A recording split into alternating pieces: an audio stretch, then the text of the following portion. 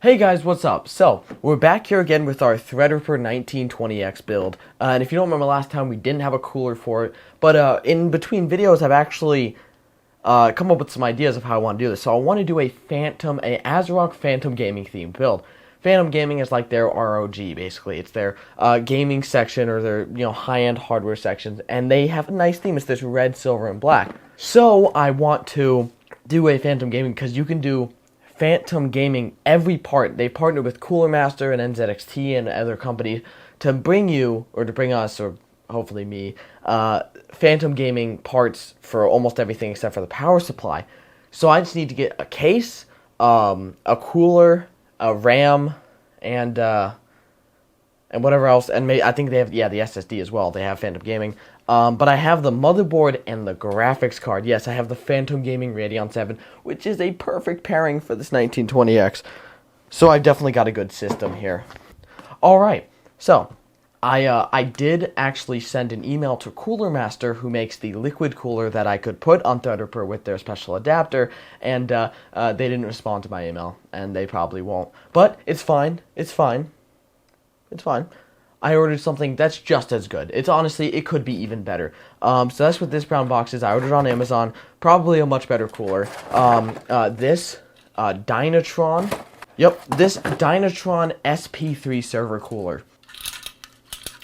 High quality. This is clearly the highest standard for our cooling technologies with this insane, like 40, 90, I don't know. This is 40 something millimeter fan. It's just insane. This is insane cooling, and we're going to put it facing up, actually, right towards this heatsink. And it's already got this pre-applied performance thermal paste on it, so we don't even need to apply it ourselves. It's got this sick connector. And we're just going to throw that on. Ow, I just totally didn't stab myself with the cooler. So it fits on both socket SP3 and Threadripper with these sliding screws, which is awesome. So TR4 and SP3. Thankfully. And it just screws on with these insanely high quality screws. Now this cooler was, it wasn't cheap, but it was definitely, you're paying for quality. It was only about $50, so I mean it wasn't terrible, but like I said, you're really paying for the quality of the cooling that you're getting. I'm just kidding. Dynatron, if you're watching, I love you, and if you're not, because you aren't, I mean this is cute. This is adorable. So we've got our cooler installed on our Threadripper. Definitely adequate cooling for it with this tiny little fan. Now, I also reached out to T-Force, the company that makes, or it's T-Force or whatever the company T-Force is, whatever. Basically, the T-Force lineup, they make the Excalibur. They made an Excalibur Phantom Gaming Edition to get at least 32 gigs of RAM between 4 DIMMs, so I can make this look really nice. But they also haven't responded to my email, so we get 4 gigabytes of HP memory. Isn't that fun? We get 4 gigabytes. We're going to put that in our DIMM slot right here, 1 of 8, which is heckin' awesome, bro. Yeah. All right, let's install our graphics card. Wait a minute.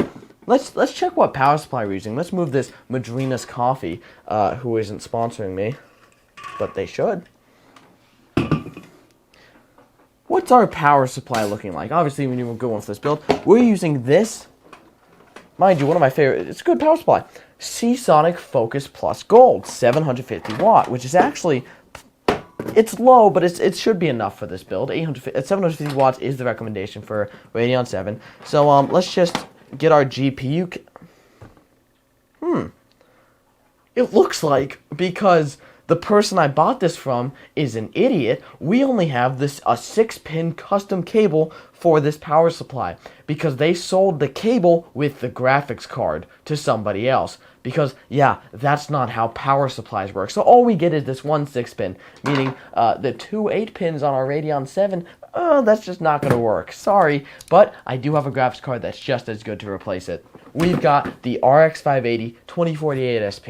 580 is a way bigger number than 7. This is clearly better, and it looks way cooler. It definitely fits the Phantom Gaming silver, black, and red aesthetic. So let's get that plugged in for maximum performance.